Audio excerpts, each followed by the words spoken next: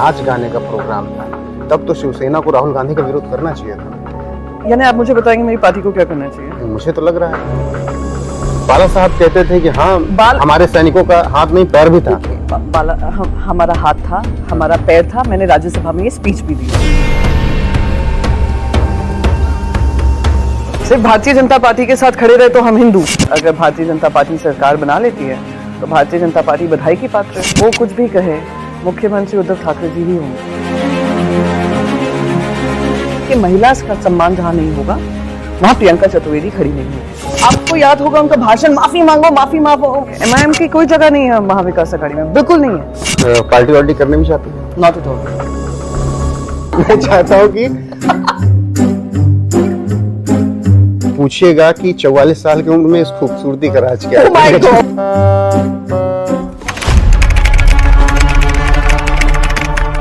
नमस्कार, स्वागत है आप सभी के एनएफ न्यूज पर। मैं हूं आपके साथ रोहित। महाराष्ट्र में बहुत जल्द अब विधानसभा चुनाव होने वाले हैं। महाराष्ट्र की राजनीति पिछले 5 साल में बहुत बदली है। इसके अलावा हाल फिलहाल में जिन राज्यों में चुनाव हुए वहां पर जैसे नतीजे आए वो चौंकाने वाले रहे। ऐसे में आज एक ऐसी शख्सियत से बात करने के लिए हम मौजूद हैं जो कि फायर ब्रांड नेता हैं, सदन में बोलती हैं तो फिर एक शानदार वक्ता भी दिखती हैं। डिबेट्स में जब बैठती हैं तो विरोधियों को अच्छे से जवाब भी देती हैं। पूर्व कांग्रेसी रही हैं और मौजूदा वक्त में शिवसेना यूबीटी से राज्यसभा सांसद हैं प्रियंका चतुर्वेदी जी। बहुत बहुत स्वागत है। मैं थैंक यू।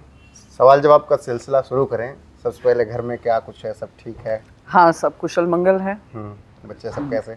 बिल्कुल ठीक है बच्चे। तो नतीजे जो आए, पर जो नतीजे आए, हाँ, आई थिंक कांग्रेस के लिए एक चौंकाने वाले हैं, क्योंकि इतनी एंटी इनकम्बेंसी थी। हम देख रहे थे आक्रोश इतना है, किसानों का था, महिलाओं का था, सारे मुद्दों पे एंटी इनकम्बेंसी होने के बावजूद अगर भारतीय जनता पार्टी सरकार बना लेती है तो भारतीय जनता पार्टी बधाई की पात्र है।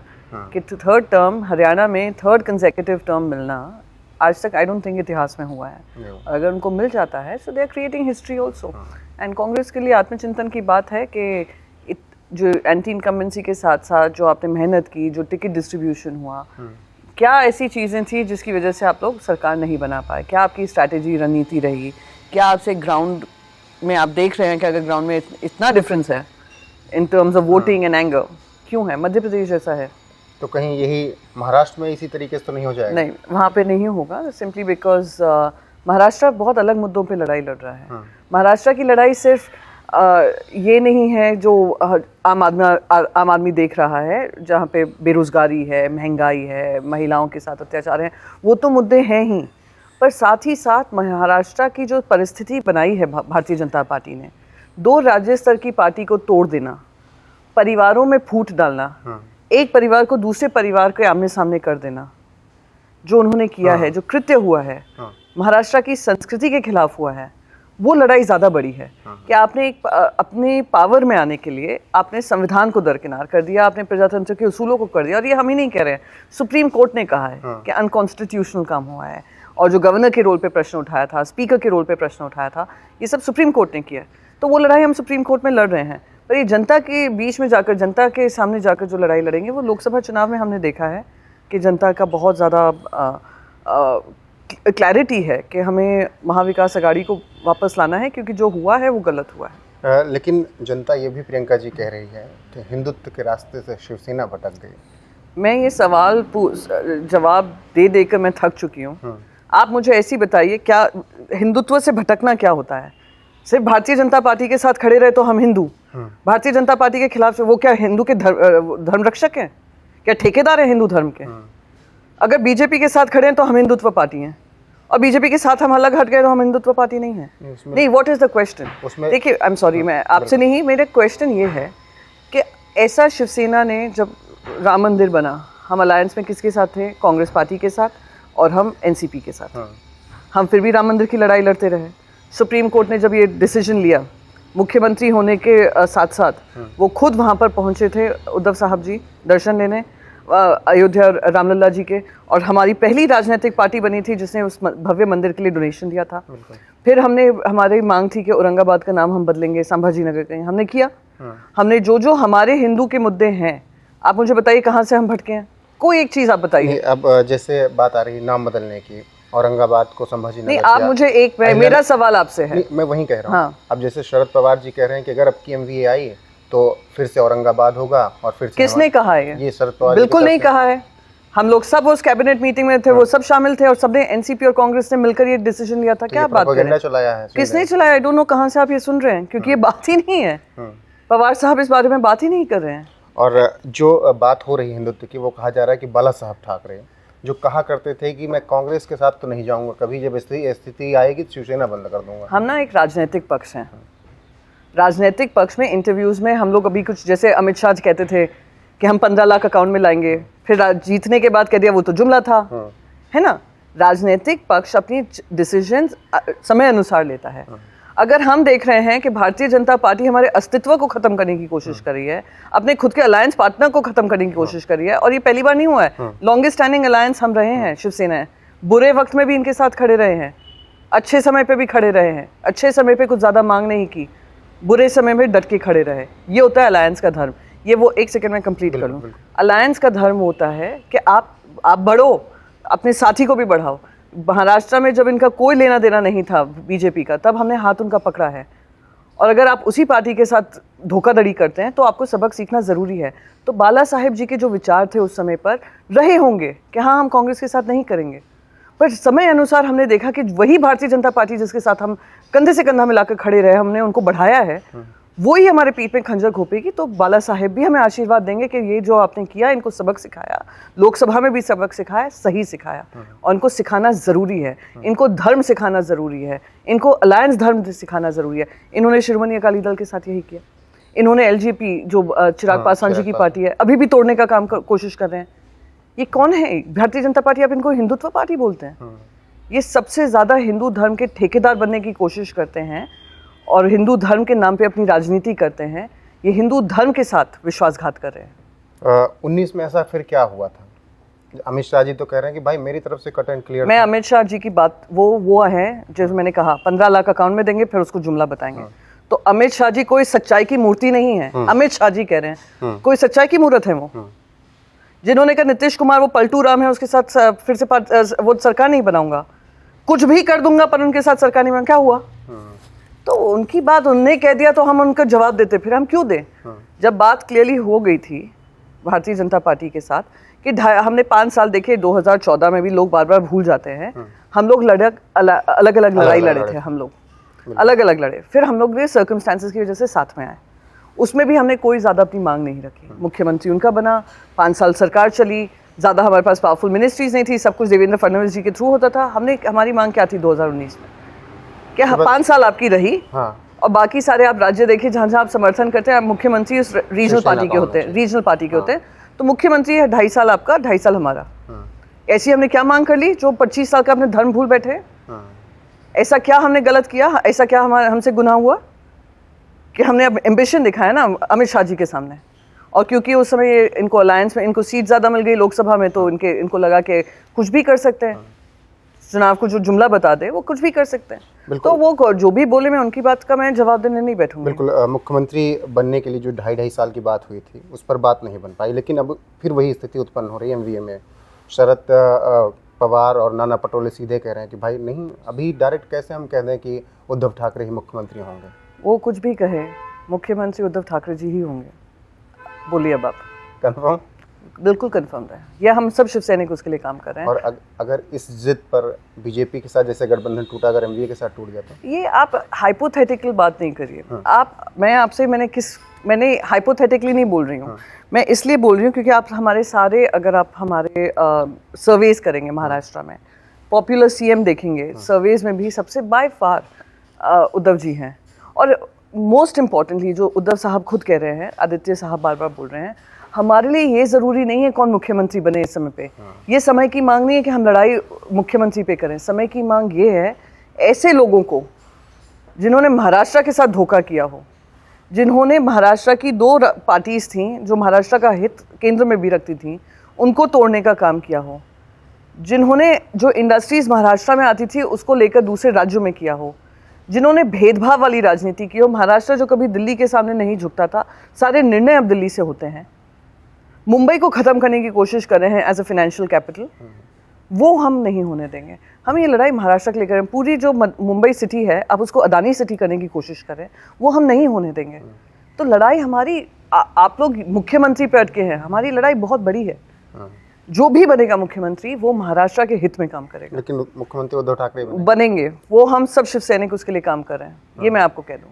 लेकिन अब गठबंधन में आपके AIMIM भी जाना चाहती है, तो आए उनको, I mean I am sorry, Shiv Sena की तरफ से कह दिया कि भीड़ बहुत पहले से। देखिए मैं फिर से रिपीट कर रही हूँ, अभी आकर कोई उठकर कह देगा हमें पार्टी में आना है, हमें MIM कह रहा है हमें आना है, तो वो हमारा निर्णय है ना, हम क्यों आने देंगे? वो कुछ भी कह ले, वो कह देंगे हमें शिवसेना के साथ लड़ाई लड़नी है, उनको जो करने हैं वो अपनी पार्टी का बता रहे हैं, हम अपना निर्णय लेंगे। MIM की कोई जगह नहीं है महाविकास अघाड़ी में, बिल्कुल नहीं है, क्योंकि वो लोग कुछ नहीं है, वो एक ही सिक्के का भारतीय जनता पार्टी का दूसरा पहलू है।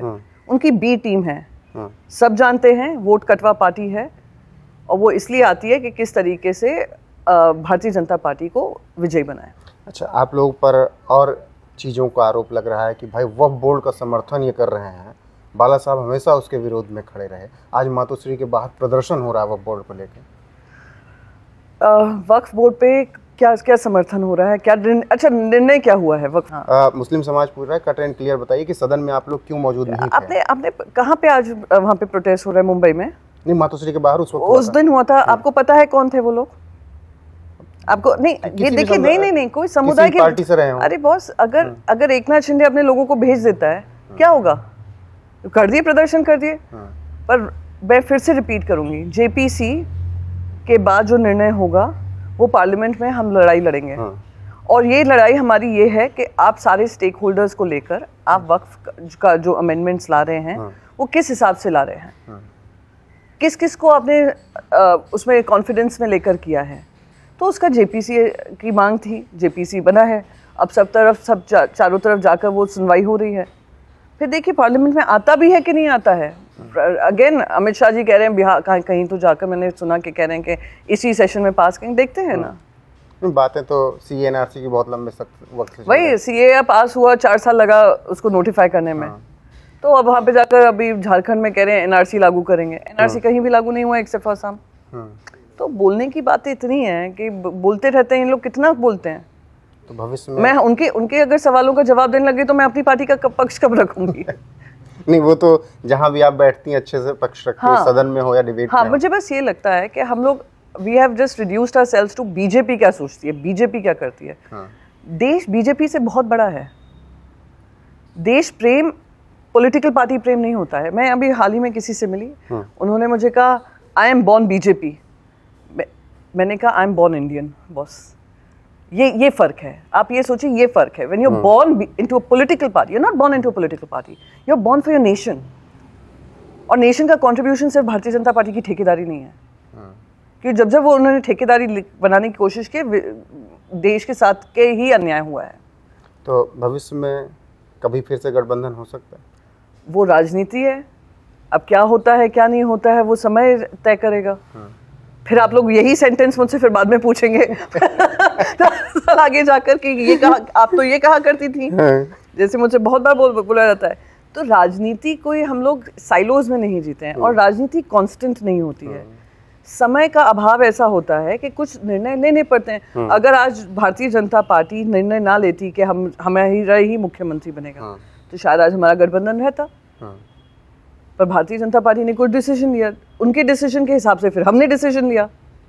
पर सवाल हमसे सारे डिसीजंस के लिए जाते हैं उनसे, और वो खैर प्रेस कॉन्फ्रेंस ही नहीं करते, इंटरव्यूज ही नहीं देते हैं। इंटरव्यूज में आपसे ये सवाल नहीं करने देंगे और सवाल कर भी लेंगे तो घुरा देंगे। हाँ बिल्कुल। राम मंदिर का जिक्र किया हम लोगों ने, राम मंदिर का जिक्र किया हम लोगों ने वहाँ पर।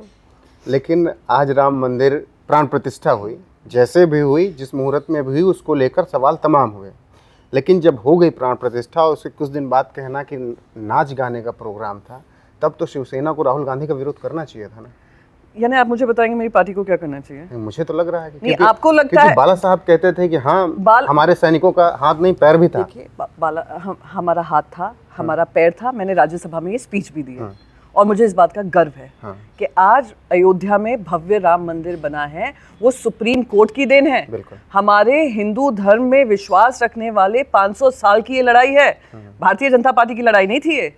500 साल हमारे लोगों ने इसके लिए जान दिया, आहुति दी है इस यज्ञ में, तब जाकर ये साबित हुआ है और हकीकत बना है, और वो हमारे सुप्रीम कोर्ट ने बनाया है, मोदी जी ने नहीं किया है। अब कोई कुछ कह रहा है, मुझे आप ये बताइए, आप इनॉग्रेशन की बात कर रहे हैं कि किस घड़ी में हुआ, क्या हुआ, वो क्यों छोड़ दूं मैं, जब हमारे चारों शंकराचार्य वहाँ पे नहीं पहुंचे। चारों शंकराचार्य ने विरोध जताया, यानी चारों पहुंचे नहीं ना, दोनों ठीक है बताया नहीं पर पहुंचे नहीं, यानी चारों ने ही नहीं गए। हमारी राष्ट्रपति नहीं गई, सिर्फ एक ही गए। तो वो क्या आपको लगता है कि वो हिंदू धर्म की प्रथाओं के अनुसार हुआ, के अनुरूप हुआ? उसकी सजा भी तो मिल गई ना। सजा मिली, वो भगवान श्री राम ने ही उनको वो संदेश भेजा, और भगवान श्री कृष्ण भी भेजेंगे, और सिद्धि विनायक भी महाराष्ट्र में देंगे, उनको प्रसाद मिलेगा। मैं ये कह देती हूँ आपको, और मैं आपको फिर से कहूँ, मैं ओवर कॉन्फिडेंस से नहीं बोल रही हूँ। मैं एक जो खुद शंकराचार्य जी मातोश्री पहुँचे थे, उन्होंने कहा अधर्म हुआ है। ये सिर्फ राजनीतिक अधर्म नहीं हुआ है, ये हमारे धर्म के खिलाफ काम हुआ है, और अगर धर्म को फिर से सही रखना है, सही रास्ते पे लेकर जाना है, तो उद्धव जी को फिर से विजयी बनना है और मुख्यमंत्री बनना है। ये हमारे शंकराचार्य जी कह कर गए हैं, उन्होंने बिल्कुल इंटरव्यू दिया है। तो उन्होंने क्या कहा, उन्होंने कहा उनके कहने से हमारी आस्था कम हो जाती है, मोदी जी के कहने से हमारी आस्था जाग जाती है। अगर शब्दों से ही भगवान श्री राम चलते हैं हम लोगों के, तो वो ऐसा कलयुग तो मैं देखना नहीं चाहूँगी कि किसी के शब्दों से हमें बयानबाजी करनी ज़रूरी है, मैं उस पर पढ़ना नहीं चाहूँगी। लेकिन जब सदन में हिंदू हिंसक बोला जाएगा तो सवाल तो उठेगा ना। किसने कहा हिंदू हिंसक है? राहुल गांधी ने एक तरीके से कही भी। आप लोग को मैं फिर से रिक्वेस्ट करती हूँ, आप लोग इतना मैंने पूरा भाषण में मैं वहाँ पे बैठी हुई थी, उन्होंने ऐसा कुछ नहीं कहा जिसको एडिट कर लोगों ने इस्तेमाल कर ये कहा हिंदू हिंसक है। दैट्स अ लाई। कुछ लोग कहेंगे अभी भी प्रियंका चतुर्वेदी लग रहा है कि कांग्रेसी हैं। कुछ लोग कहेंगे, हाँ, जो ट्रोलर्स होते हैं उनकी बात, उनको जो कहना है कहें। अगर मैंने अपनी राजनीति उनके हिसाब की होती ना, मैं घर पे बैठी होती। ये नहीं चाहते हैं कि महिलाएं राजनीति में आए, वो मेरा कैरेक्टर असैसिनेशन करते हैं, वो मेरे बारे में उल्टा सीधा बोलते हैं। तो अगर मैंने ज़िंदगी अपनी उनके अनुसार जी होती, तो मैं आज आपके सामने ये इंटरव्यू नहीं कर रही होती। तो वो कहें मुझ पे कांग्रेसी होने का आरोप लगाएं, मुझे पनौती बताएं, मुझे कहें कि ये तो स्पाई गई थी, प्लांट की गई थी कांग्रेस की तरफ से शिवसेना में, वो कहें। इनको जो कहना है कहें, मैं अपनी ज़िंदगी अपने हिसाब से जीती हूँ, जो मेरे मन में है वो आपको बोलती हूँ। अच्छा, 10 में कांग्रेस ज्वाइन की, अच्छा खासा करियर था, फिर 19 आते आते मोह क्यों भंग हुआ? आई थिंक अगर आपने पढ़ा होता, मेरे मोह भंग किस बात पे हुआ था, एक मुद्दे पे हुआ था। और 2010 में मैंने यूथ कांग्रेस ज्वाइन की थी, और मैं उनकी हमेशा आभारी रहूंगी। मैंने जब पार्टी भी छोड़ी, मैंने यही कहा था, अगर आपने मेरी चिट्ठी पढ़ी होगी, क्या आई एम ओनली ग्रेटफुल। पर मेरी रास्ता अब अलग हो रहा है, और रास्ता किस वजह से अलग हुआ, मैं ये 2019 से इसका जवाब 2024 में भी दे रही हूँ। मुझे नहीं लगता ज्योतिरादित्य सिंधिया से इतना पूछा जाता होगा, या जितिन प्रसाद से पूछते होंगे, या इतने सारे कांग्रेसी जो निकल के गए। फिर प्रियंका चतुर्वेदी क्योंकि महिला है, उन्होंने राजनीतिक पक्ष बदला, तो हम पूछेंगे ही उनसे, हर साल आकर पूछेंगे, हर इंटरव्यू में पूछेंगे। मैंने इसलिए चेंज किया, और शायद आप भी उसे यकीन रखते होंगे कि महिला का सम्मान जहाँ नहीं होगा, वहाँ प्रियंका चतुर्वेदी खड़ी नहीं होगी। मेरे साथ एक इंसिडेंट हुआ मथुरा में, मैं उम्मीद कर रही थी कि उसको लेकर ये लोग सख्त कार्रवाई करेंगे, सख्त कार्रवाई हुई, पर इलेक्शन आते आते उन लोगों को वापस पार्टी में ले लिया गया। तो मैंने कहा अगर इनकी ज़रूरत इतनी है पार्टी में, और मैंने उसकी लड़ाई लड़ी, अगर इनकी पार्टी में इतनी ज़रूरत है तो शायद मेरी ज़रूरत नहीं है पार्टी को। और उस समय ज्योतिरादित्य सिंधिया वहाँ के इंचार्ज से, ये भी बता दूँ, उनको ये लगा कि वहाँ उनकी ज़्यादा ज़रूरत है। प्रियंका चतुर्वेदी तो बस टीवी स्पोक्स पर्सन है, क्या कर लेंगी, 100-200 वोट क्या कर लेंगी मथुरा पहुँचकर, हमें वो ज़रूरी है। तो उन्होंने अपना कॉल लिया, प्रियंका चतुर्वेदी ने अपना कॉल लिया। वो अब कहाँ हैं, अब मैं कहाँ हूँ। तो तमाम ऐसे आरोप अभी हाल फिलहाल में कांग्रेस पर और लगे। राधिका खेड़ा ने जिस तरीके से आरोप लगाया, आपको लगता है कि महिलाओं के लिए बहुत मुश्किल है राजनीति में? महिलाओं के लिए मुश्किल है। महिलाओं के लिए आप मुझसे पूछेंगे, आप कांग्रेस के लोगों का नाम ले रहे हैं, बहुत सारे हर पार्टी को हाँ, हर पार्टी हर जगह है। नहीं, आपने एक ही नाम लिया, हाल फिलहाल में वही ताजा मामला था। I'll just tell you one thing, it is not easy for a woman to be in politics। नहीं है आसान। आप दिन रात, आपके बच्चे अगर कैरेक्टर असैसिनेशन देखते हैं आपका, ट्वीट्स ऐसे पढ़ते हैं जहाँ पे उनकी माँ के बारे में ऐसी टिप्पणियाँ की जाती हैं। तो अगर कोई थिन स्किन्ड होगा ना, वो घर पे बैठेगी। और महिलाओं के पास बहुत दिक्कतें हैं राजनीति आने में। पहले तो उनको टिकट मिलना, साथ ही साथ समर्थन मिलना, साथ ही साथ पैसे का अभाव, परिवार का समर्थन, ये इतना पुरुषों को नहीं होता है। मैं ये नहीं कह रही हूँ पुरुषों के लिए आसान है, पर पुरुषों के लिए इतना टफ नहीं है, क्योंकि ना तुम अपनी घर की जिम्मेदारी छोड़ सकते हो महिला होने के नाते, ना तुम ये जो पूरा कैरेक्टर असैसिनेशन चलता है उस पर पाबंदी लगा सकते हो। और फिर इकोनॉमिकली मैंने अपना बिजनेस होल्ड पे रखा और मैं राजनीति से जुड़ी, तो जो इकोनॉमिक कंट्रीब्यूशन होना चाहिए परिवार में वो भी बंद हो गया मेरा, कि मैं राजनीति, अगर आज मैं यहाँ पे नहीं होती, मैं शायद मैंने अपने 10-15 साल दिए हैं उस पर ज़रूर प्रश्न उठता कि मैंने इतना सब कुछ किया पर मुझे किसी तरीके की कामयाबी क्यों नहीं मिली। तो ये महिलाओं के साथ एक चैलेंज है, और महिलाओं को विनिंग कैंडिडेट नहीं समझा जाता, उनको टिकट नहीं दी जाती है। अभी आप इतना ये पूछ रहे हैं, अभी ये महिला आरक्षण जो हुआ है, बिल तो पास कर दिया नहीं, देयर इज अ परसेंटेज 33%। हाँ, नारी शक्ति वंदन, हाँ, नारी शक्ति वंदन बिल 33% रिजर्वेशन दे रहा है। कैसे लागू होगा ये तो अब आगे देखा जाएगा, अभी कुछ समझ में आने। आपने कोई ऐसा बिल पढ़ा है जिंदगी में, दुनिया भर में एक्ट जो पास हो जाता है पर लागू नहीं हो रहा है? 2029 में 2029, और उसमें क्या कह रहे हैं? उसमें कह रहे हैं पहले डीलिमिटेशन होगा, पार्लियामेंट की सीट्स बढ़ाएंगे, सेंसस होगा, फिर डीलिमिटेशन होगा, फिर हम लोग महिलाओं को भागीदारी देंगे। यानी जब 800-900 पार्लियामेंट सीट्स आएंगी तब आपको 33% बात तो फिर वही हो जाएगी। तो भाई साहब मैं आपसे बस ये पूछ रही हूँ 545 में क्यों नहीं लागू हो सकता? आप 2029 के हमें सपने दिखा रहे हैं, मैंने कह रही हूँ इसी में लागू कर देते, इसी चुनाव में। पंचायत में जब 33% रिजर्वेशन हुआ था, इट हैपेंड इमीडिएटली, लागू उसको नेक्स्ट पंचायत इलेक्शन से ही कर दिया था, जहाँ पे भी हो रहे थे जिला परिषद चुनाव। ये क्या आपने 2029 का फिर से जुमला उठाकर दे दिया? तो महिला की बात करना एक होता है कि अरे इसको देखो उसको देखो, but it is a tough thing for a woman to fight this fight.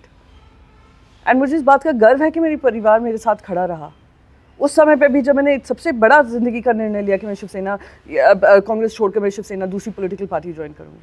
It was a big decision for me personally, it was very stressful कि मैं इतना, क्योंकि मैं इतना I was a spokes person, I was at my peak, I left everything.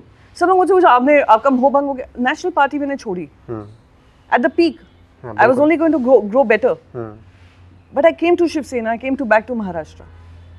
And Shiv Sena has been so good to me.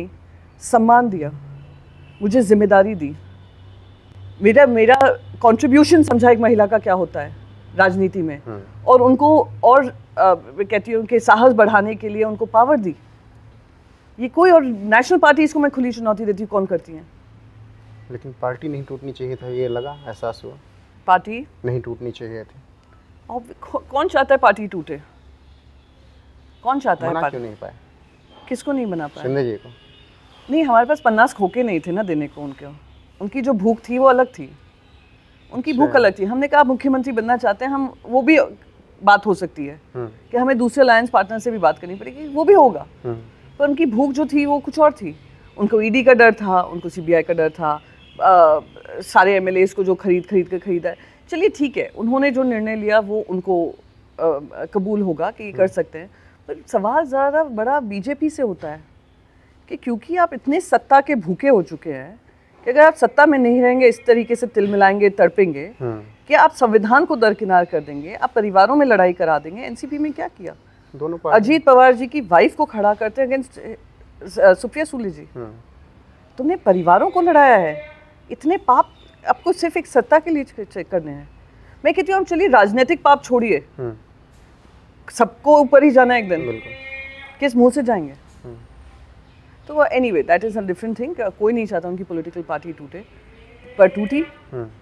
हमने उसका भी हमने दिन देखे हैं, वो भी दिन देखे हैं जहाँ पे इतने आरोप लगाते थे कोविड के समय पे, सुशांत सिंह राजपूत से लेकर पालघर के साधुओं को लेकर।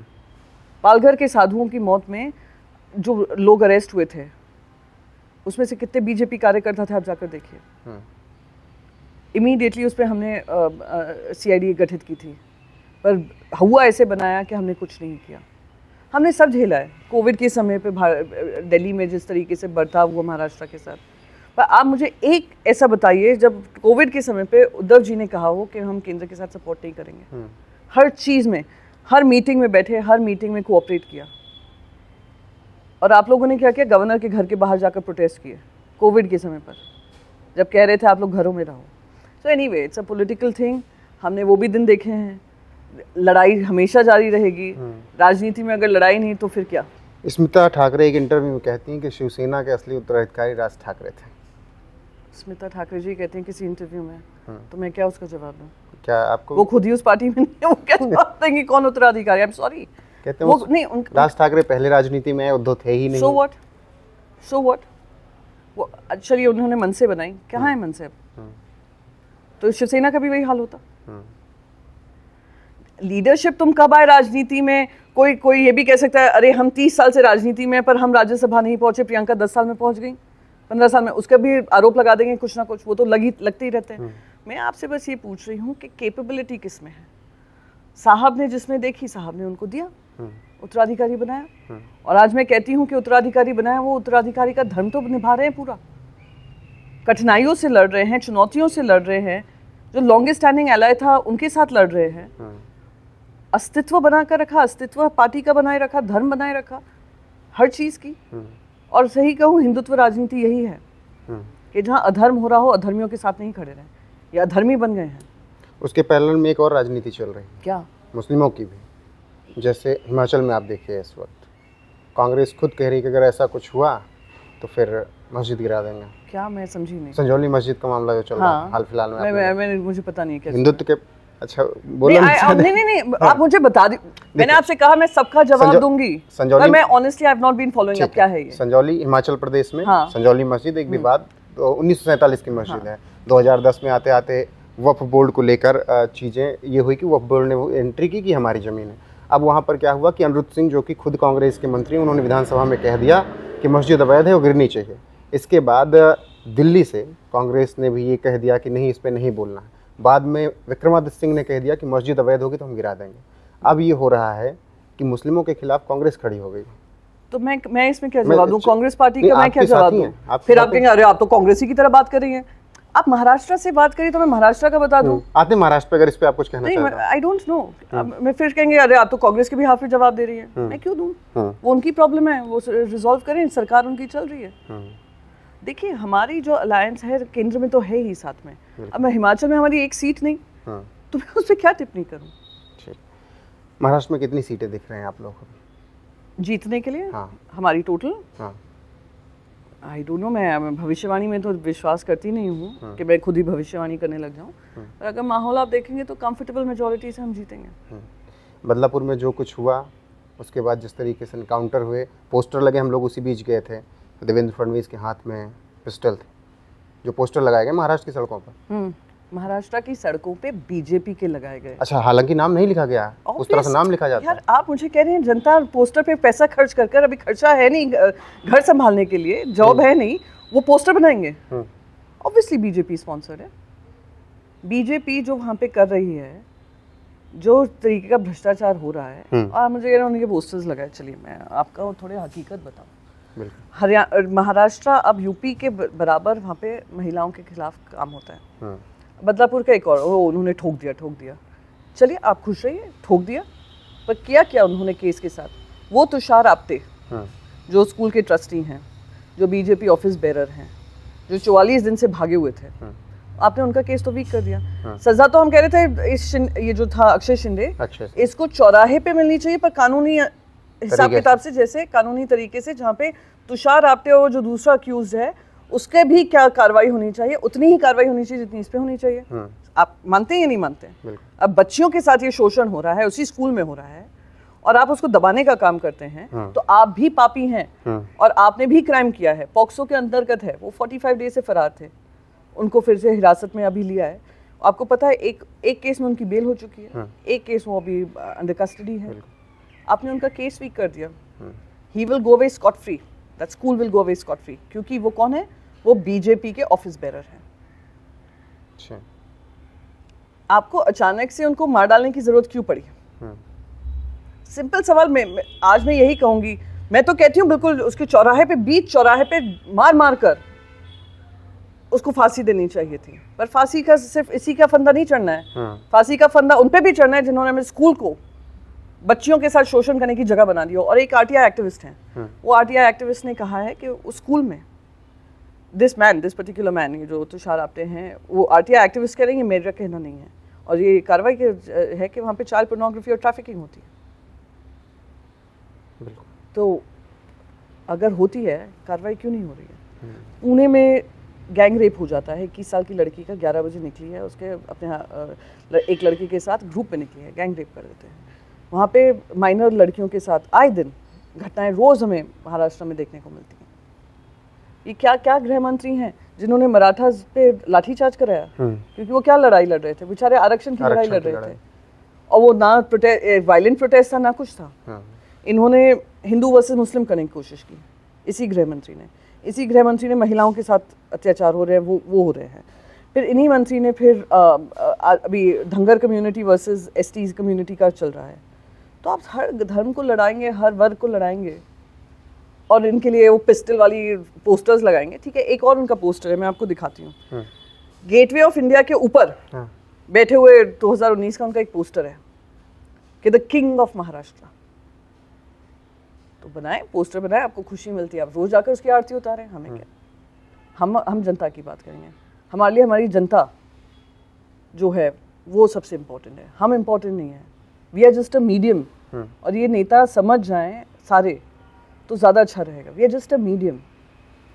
बिल्कुल, बुलडोजर और एनकाउंटर की नीति नहीं होनी चाहिए फिर?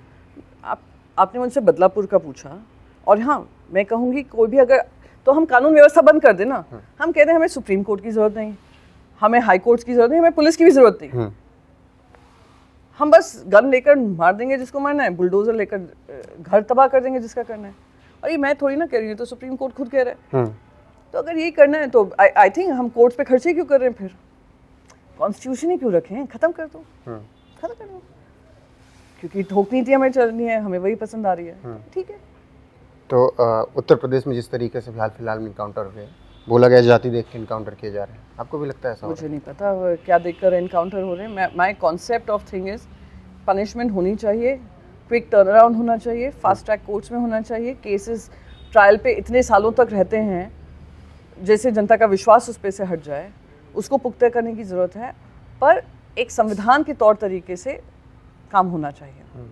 अगर उसको खिलाफ अगर पैरेलली आप अपनी सरकार ऐसे चला रहे हैं, पैरेलल सिस्टम बना रहे हैं, तो आप देश का नुकसान कर रहे हैं। तो ये जो उत्तर प्रदेश में क्या जाति देखकर कर रहे हैं, ये मैं इस पर कोई टिप्पणी नहीं करना चाहूँगी, because I don't really know. But law and order parallel नहीं हो सकता है। या तो आप इस लॉ एंड ऑर्डर को मानिए और सिस्टम को पुख्ता करिए, या आप कह दीजिए हमें कोर्ट्स की जरूरत ही नहीं है, हम तो अपनी राजनीति करेंगे, जो जीता वो सिकंदर, और वो ठोकेगा, मारेगा, पीटेगा, जो करना करेगा। अच्छा, 3 बयान मैं आपको बता रहा हूँ। एक योगी आदित्यनाथ का बयान, बटेंगे तो कटेंगे। एक प्रधानमंत्री नरेंद्र मोदी का बयान, बटेंगे तो बांटने वाले, थाने में बोले बांटने वाले मौज काटेंगे।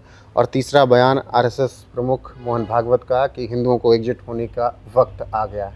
लग रहा है फिर से बैक टू द पवेलियन, वही हिंदुत्व का हार्डकोर राजनीति शुरू करने जा रही है बीजेपी। आई डोंट नो क्या करने जा रही है, बट एक बात कहूँगी कि वही हिंदू इकट्ठा होकर उन्होंने इनको 240 पिलाए, ठीक है। तीसरा जो टर्म मिला है, वही हिंदू मिलकर इनको महाराष्ट्र में हराने वाले हैं। यही हिंदू मिलकर दिल्ली में हराने वाले हैं। यही हिंदू मिलकर बाकी राज्यों में आने वाले चुनाव में हराने वाले हैं। तो ये जो बटेंगे कटेंगे, ये करेंगे वो करेंगे, ये इनकी जो टाइम टेस्टेड इनकी पॉलिसी है। इनको लगता है कि ये लोगों को भ्रमित कर सकते हैं, वो गया, वो समय बीत गया है। You are sounding like a broken record now. प्रधानमंत्री वही 70 साल का इतिहास करेंगे। अरे 11 साल अब तुम्हें हो गए भाई, तुम अपनी रिपोर्ट कार्ड दो ना। और वो रिपोर्ट कार्ड दे नहीं पाते, वो 70 साल का इतिहास, 70 साल का इतिहास। अब देखिए, हमारे मन में, हम सब नेहरू जी को पढ़े हुए हैं, हम सब ने पढ़ा है, हमारे बच्चों ने पढ़ा है, उनके मन में एक सम्मान हो सकता है, पर उनकी राजनीति ये नहीं निर्भर करेगी 70 साल पहले नेहरू जी ने क्या काम किए। तुम अभी की बात करो ना, उन बच्चों को आगे क्या करने वाले हैं आप लोग। बच्चे अपने फ्यूचर नहीं देख रहे देश में। record number of students have gone to US.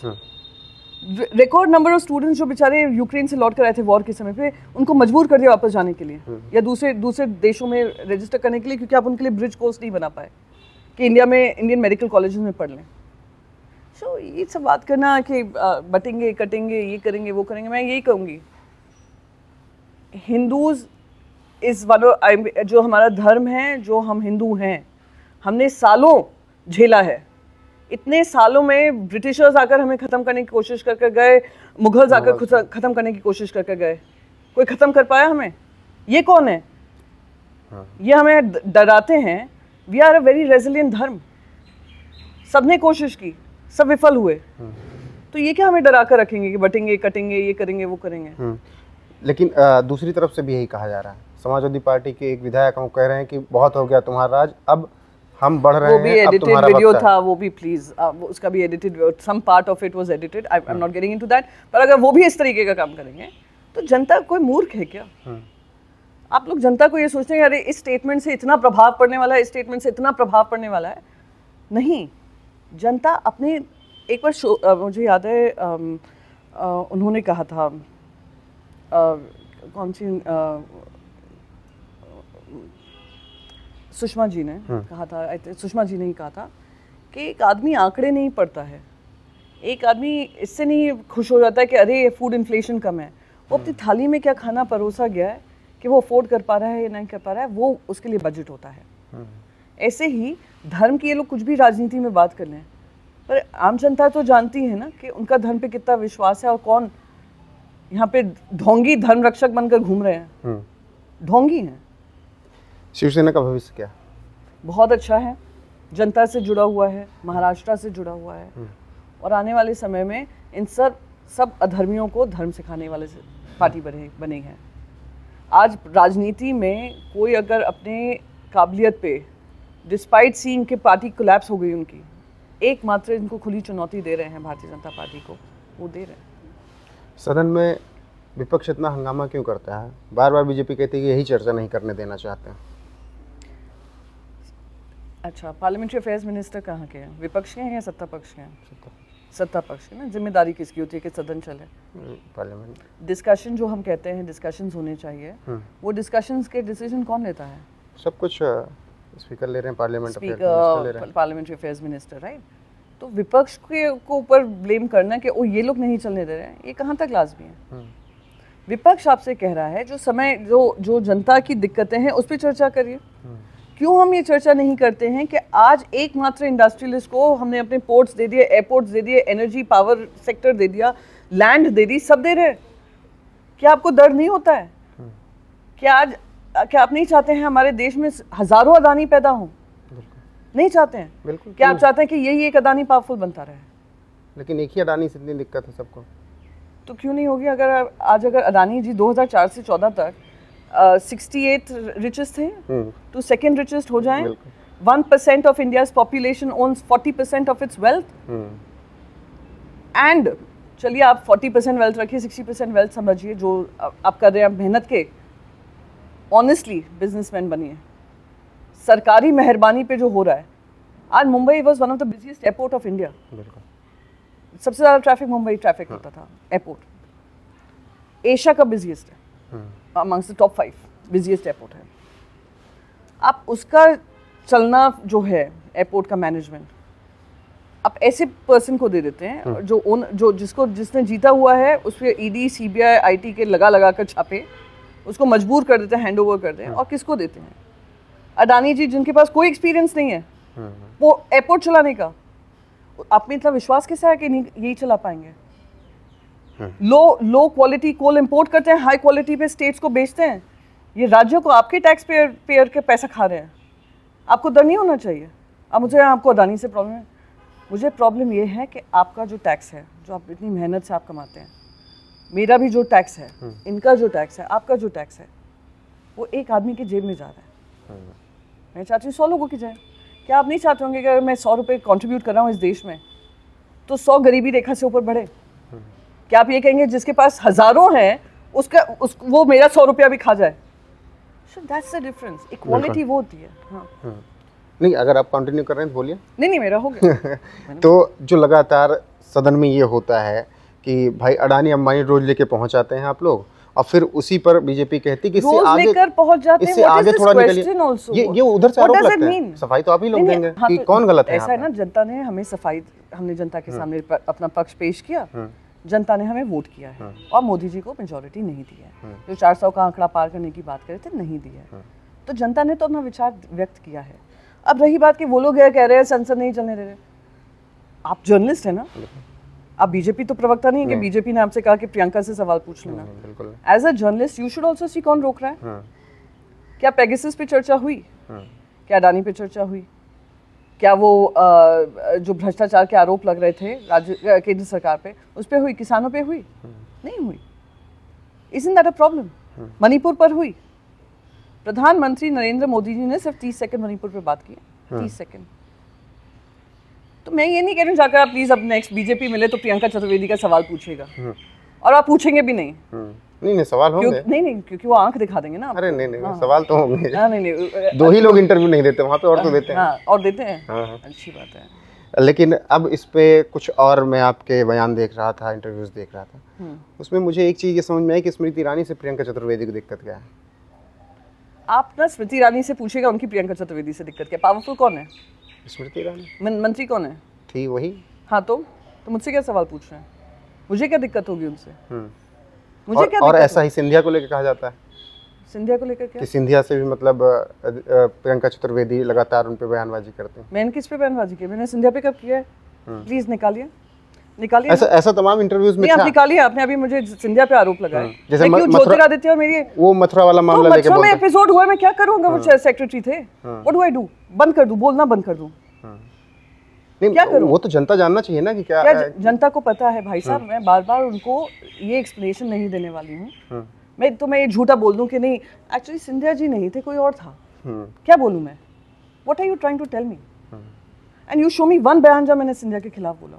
आज तक 5 साल पहले पार्टी छोड़ी, मैंने आज तक नहीं बताया था कि सिंधिया जी उसके जिम्मेदार थे या सिंधिया जी जनरल सेक्रेटरी थे। मैंने कहा पार्टी ने के साथ हुआ है। सिर्फ मैंने आज 5 साल बाद मैंने एक इंटरव्यू में द प्रिंट में मैंने कहा था कि हाँ उस समय general secretary in charge Scindia ji थे। मैं अभी भी उन पे कोई आरोप नहीं लगा रही हूँ। Don't put words in my mouth, don't do it. You are not sitting in judgement about my life, right? So please don't do that.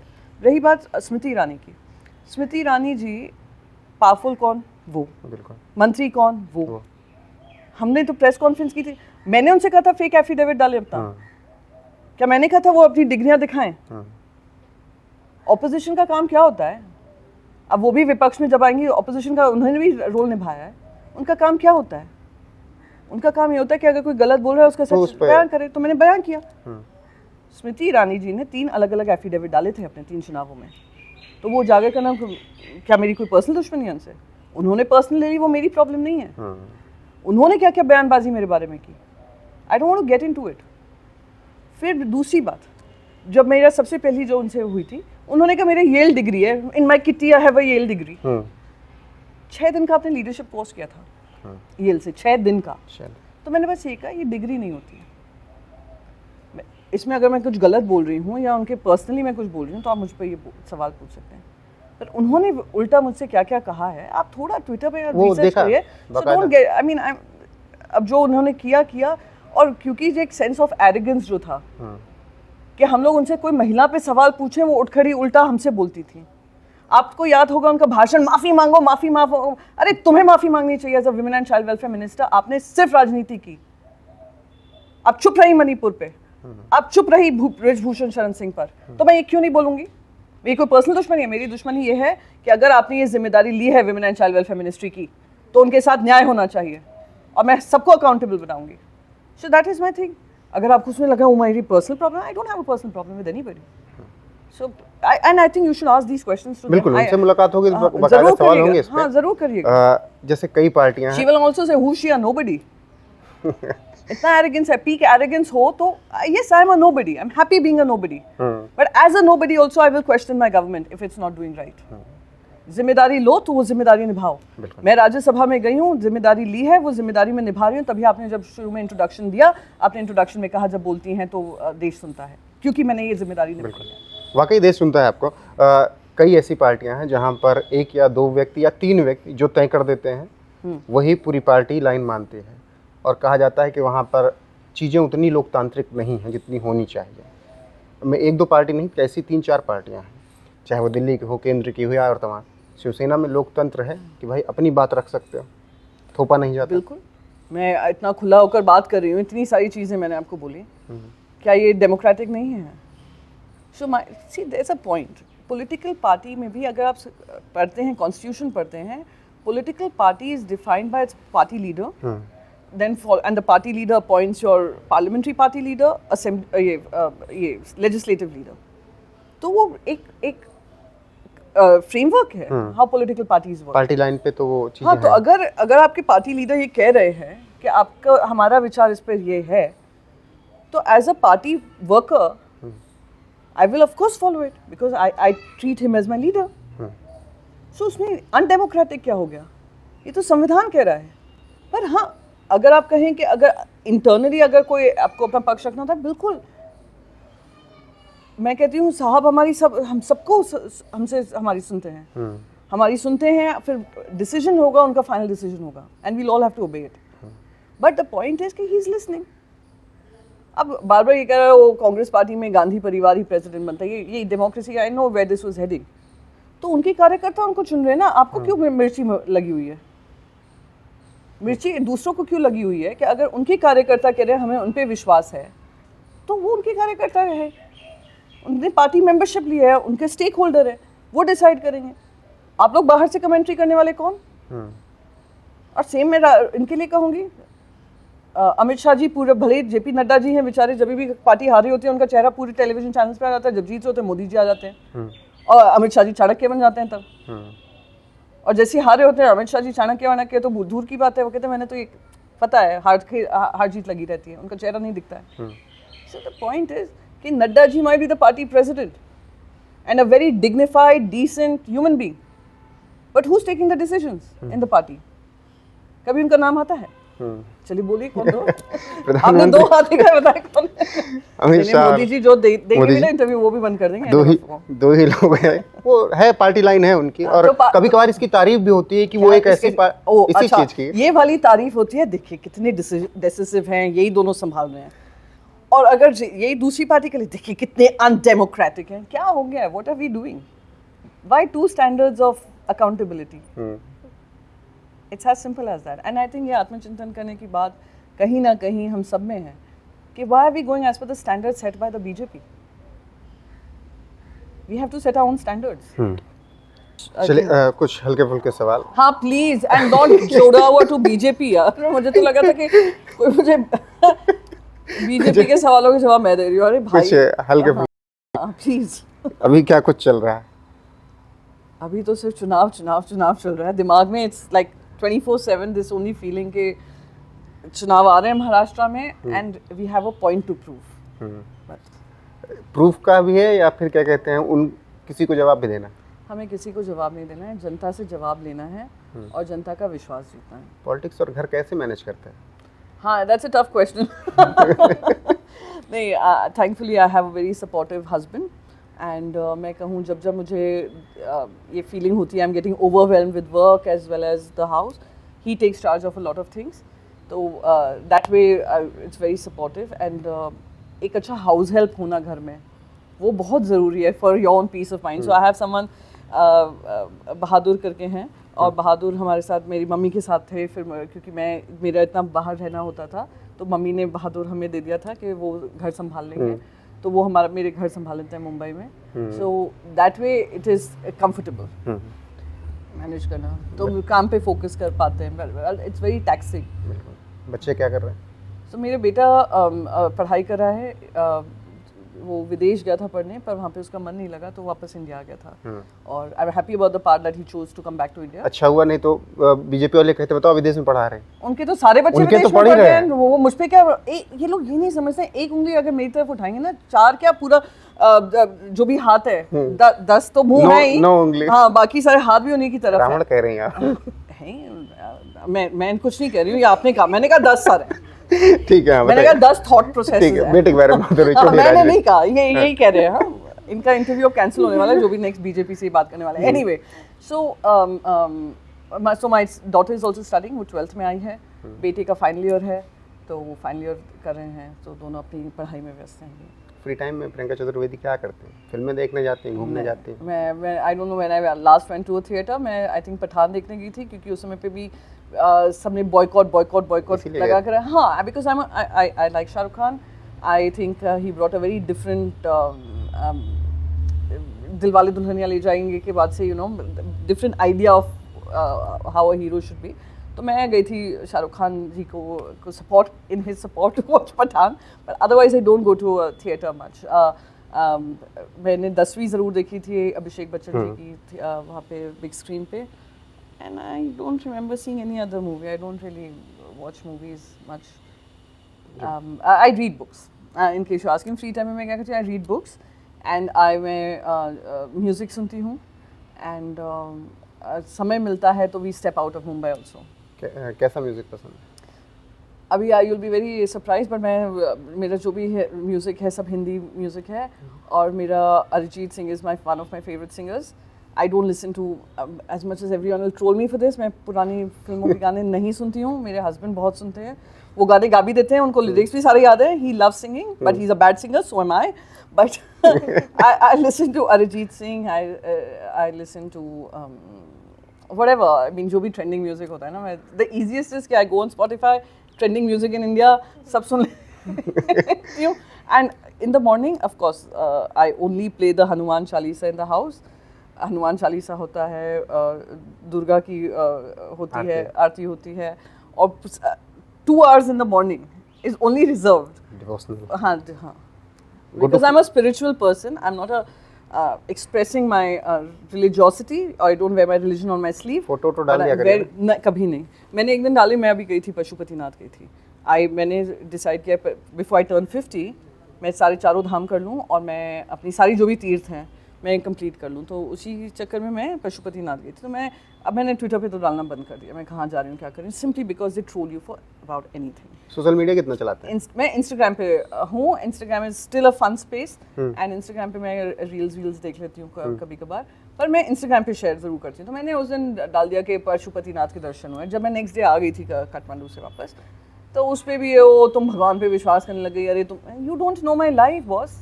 ठीक है, तुम्हें लगता है मैंने अभी कर रही हूँ क्योंकि चुनाव आ रहे हैं, मैं चुनावी हिंदू नहीं हूँ। तुम्हारी सोच ऐसी है ना बीजेपी की, कि तुम्हें लगता है कि सिर्फ चुनाव के समय पे कोई अपना धर्म निभाता है। I am spiritual in nature, so I do this. Early morning भजन होते हैं, शाम को फिर ये अरिजीत सिंह होता है, डिप्रेसिंग सा थोड़ा म्यूजिक है। पार्टी वार्टी करने भी चाहते हैं? Not at all, not at all. Go to food क्या है कि चलो कुछ नहीं समझ में आ रहा, ये खाते थे? मेरे लिए तो कड़ी चावल है। I love rajma chawal, and I either eat roti or rice. तो my favorite combinations have to be with rice most of the time. तो मेरा go to food, जैसे मैं किसी को एक बार बता रही थी कि अगर कोई मुझे इडली सांभर रोज सवेरे ब्रेकफास्ट में दे, मैं रोज खा सकती हूँ without a change. I'm very non-fussy about my food, and it's a very simple food eating habit. अगर मैं 2 साल जब दिल्ली में ऑलमोस्ट आई वॉज पार्क्ड इन दिल्ली, कांग्रेस का मुझे बड़ी जिम्मेदारी मिली थी, तो रोज़ सवेरे मेरा ब्रेकफास्ट इडली सांभर ही होता था, every day. I did not change. So go to food and solace food तो कड़ी चावल है या राजमा चावल है। अच्छा, डिबेट में किसे नहीं देखना पसंद करते हैं? एक्चुअली वो लिस्ट बढ़ती जा रही है। जब फ्रेम देखती हैं कुलता, अरे यार ये क्या बहुत होता है। मैं नाम नहीं लूंगी because unnecessary, I just don't want to get into that space, but वो लिस्ट बढ़, and I don't go on television much, if you notice. वो डिबेट्स में मैं ज़्यादा जाती नहीं हूँ, सिंपली बिकॉज अब वो डिबेटिंग नहीं है, सिर्फ लड़ते रहते हैं, हम कोई पॉइंट अपना दे नहीं सकता। Before the BJP spokes person can say anything, वो एंकर ही बोलने लगते हैं, सो then there's no point. So I don't really do debates anymore, but of course when it comes to Maharashtra and putting a point of view across, I do it, but I don't do debates much. And there are many people, इतने सारे हैं, मैं आपको अनगिनत हो गया, painful है उनके साथ डिबेट बैठना। बाकी बिहारी जाते रहते हैं, आप मथुरा से ही हैं? हाँ। फैमिली चली गई मुंबई, तो कुछ सोचा है बाकी बिहारी के लिए? बाकी बिहारी के लिए क्या? क्योंकि वहाँ बाकी तो मुझे बिहारी लगता अपनी कुछ सोचते हैं, आप हमें सोचने अरे की मेरी जरूरत नहीं बात है। सुनिए, पूरी गलत मैसेज चला वो जाएगा, हमारे लिए सोचते हैं। गलत मैसेज चला जाएगा। हाँ। मैं पूरा इसीलिए वही तो मैं कह रही हूँ, बीजेपी अब आपको एनी डे बॉयकॉट कर देगी। मैं चाहता हूँ कि आप लोग सांसद में हैं, पावर में हैं, ये बात ऊपर तक पहुंचनी चाहिए कि बांके बिहारी की जो बाहर की चीजें हैं उसमें व्यवस्था आनी चाहिए। बहुत कंजेस्टेड हो गया है। और अंदर भी आप देखिए, पिछली बार जन्माष्टमी पे स्टैम्पीड भी हो गई थी वहाँ पर। तो ये मुझे हमेशा लगता है कि एक व्यवस्था होनी चाहिए कि जो दर्शन का प्रोसेस ऐसे सीमलेस बनाए, मैनेजमेंट ऐसा हो कि लोगों को दर्शन में दिक्कत ना हो। बांके बिहारी जी की भारी संख्या में भीड़ आती है, ये तो कोई हकीकत है। तो अगर उसका कोई ऐसा व्यवस्था जो आसपास की अगर मैनेजमेंट करें, कहाँ से लाइन शुरू होनी चाहिए, कैसे दर्शन होने चाहिए, that would be really nice. पर मैं आपको बताऊं, केंद्र सरकार को मैंने इसके बारे में, बांके बिहारी के बारे में नहीं, बट द टेम्पल्स, कि इतने हमारे प्राचीन मंदिर हैं। आपको पता ही है, हम CSR एक्टिविटी में मैंने एक मंदिर बनवाया भी, उसका जीर्णोद्धार किया, मथुरा में ही है। वो सदियों पुराना मंदिर है, करीब 200 साल का उसका इतिहास है, उससे ज़्यादा है। वैष्णव धर्म जो है, जो शुरुआत होती है 40 कोस की परिक्रमा होती है, वहीं से शुरुआत होती है। वो बहुत ही बुरी अवस्था में था, इंक्रोचमेंट हो गया है, सब हो गया है। तो मेरी मम्मी ने मुझसे कहा कि एक ही मैं तुमसे काम उम्मीद कर रही हूँ कि तुम ये मथुरा का कर दो। सो मैंने कहा, I can do it from MP LAD funds, it's not allowed. And obviously Maharashtra से हूँ तो महाराष्ट्र इज माई एरिया, पर वो मंदिरों में नहीं कर सकते, मंदिरों के जीर्णोद्धार में नहीं कर सकते हैं। अनटिल ये परमिशन अगर हम केंद्र सरकार अगर ये दे दे कि MP लैड फंड में हम ये भी कर सकते हैं, तो ऐसे ही CSR में नहीं हो सकता। I was very surprise to know this. CSR activity में आप एंशियंट मॉन्यूमेंट्स कर सकते हैं, पर कोई रिलीजियस साइट नहीं कर सकते हैं। तो समवन हैड हेल्प मी उस समय पर कि ठीक है, हम we will step in and we will do this mandir, but he brought to my notice कि हम ये CSR एक्टिविटी में नहीं कर सकते हैं, ये तुम बात उठाओ। तो मैंने कल्चर मिनिस्टर को लिखा था कि, और हमने ministry of corporate affairs Nirmala Sitharaman ji को लिखा कि बस ट्वीक करने की जरूरत है। अरे आपने एंशिएंट मॉन्यूमेंट्स लिखे हैं तो एंशिएंट प्लेसेस ऑफ वर्शिप भी करिए। वो आज तक उसका जवाब नहीं आया है। सो आई वुड वॉन्ट, अगर मेरे हाथ में ये जिम्मेदारी आई, जो हम ये काफ़ी गिर के नीचे, आई डोंट नो। हाँ, तो अगर मेरे हाथ में ये जिम्मेदारी आई, I can tell you one thing for sure, कि मैं जितना भी मुझसे बन पाएगा वो कम होगा भगवान की सेवा के लिए। ठीक है, एक बांके बिहारी से और क्वेश्चन जुड़ा हुआ। मैंने अक्सर अपने आसपास की दोस्त लड़कियां जो हैं, या जो फ्रेंड्स हैं, या घर वाले, वो कहते हैं कि जब बांके बिहारी की मूर्ति के सामने हम खड़े होते हैं तो ऐसा लगता है कि बस हमारे हाथ में कुछ नहीं, हम उनके होके रह गए। कभी एहसास हुआ आपको?